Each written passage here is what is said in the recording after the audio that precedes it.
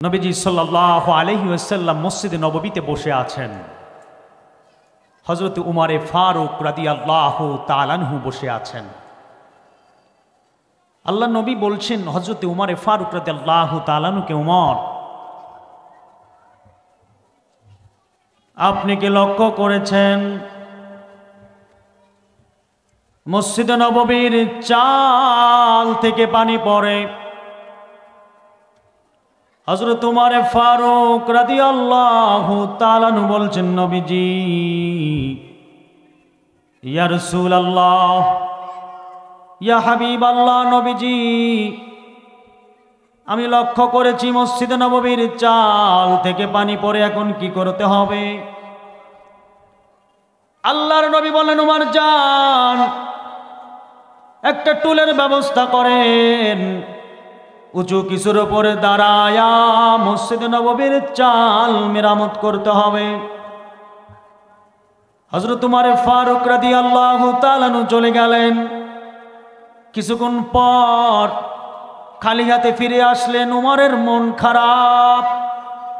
নবীজি বললেন, উমর, মন কেন খারাপ? টুল কোথায়? হযরত উমর ফারুক রাদিয়াল্লাহু তাআলা আনহু বলছেন, নবীজি, টুলের ব্যবস্থা করতে পারি নাই, এজন্য আমার মন খারাপ। ও নবী, মসজিদে নববীর চাল কিভাবে মেরামত হবে? আল্লাহর নবী বলছেন, ওমর, টুল লাগবে না, উঁচু কিছু লাগবে না, আপনি মন খারাপ করবেন না। আমি নবী উপর হতেছি, আপনি আমার ঘাড়ের উপরে ভর করে মসজিদে নববীর চাল মেরামত করেন।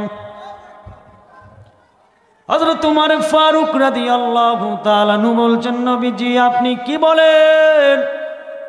আমি উমরের শরীরে এক ফোঁটা রক্ত যত সময় পর্যন্ত আছেন, নবীজি, আমি আপনার বডির উপরে ভর করতে পারবো না। নবীজি, আমি উপর হতেছি, আপনি আমার ঘাড়ের উপরে ভর করে মসজিদে নববীর চাল মেরামত করেন। আল্লাহ রাসূল বলছেন, উমর, আপনি আমার ওজন সহ্য করতে পারবেন না, আপনি আমার ভার সহ্য করতে পারবেন না। হযরত উমর বলছেন, নবীজি, যুদ্ধের ময়দানে যুদ্ধ করার জন্য তীর লাগে না, ধনুক লাগে না, তরবারি লাগে না, আমি মানুষ দিয়া মানুষ পিটাই যুদ্ধ করেছি। নবীজি, আপনার ওজন কেন সহ্য করতে পারবো না? এই কথা বলে হযরত উমর উপর হয়ে যায়। আল্লাহর নবী হযরত উমরের দুই ঘাড়ের উপরে যখন দুইটা হাত রাখলেন, দুইটা হাত রাখতে দেরি হযরত উমর ফারুক রাদিয়াল্লাহু তাআলা আনহু আল্লাহু আকবার বলে চিৎকার মেরে মসজিদে নববীর মধ্যে পড়ে যায়। আল্লাহর নবী বললেন, উমর, কি হলো? শুধুমাত্র কেবলমাত্র দুইটা হাত দুই ঘাড়ের উপরে রেখেছি, এখনো চাপ দিই নাই, ওজন দিই নাই, আপনি কেন পড়ে গেলেন? হযরত উমর ফারুক রাদিয়াল্লাহু তাআলা আনহু বলছেন, নবীজি, আপনি যখন দুইটা হাত আমার দুই ঘাড়ের উপরে রেখেছেন, আমার মনে হয় কোন মানুষের হাত আমার ঘাড়ে পড়ে নাই, মনে হলো উহুদ পাহাড় আমার ঘাড়ে পড়েছে। ইয়া রাসূলুল্লাহ, ইয়া হাবিবাল্লাহ, এটা কিসের ওজন?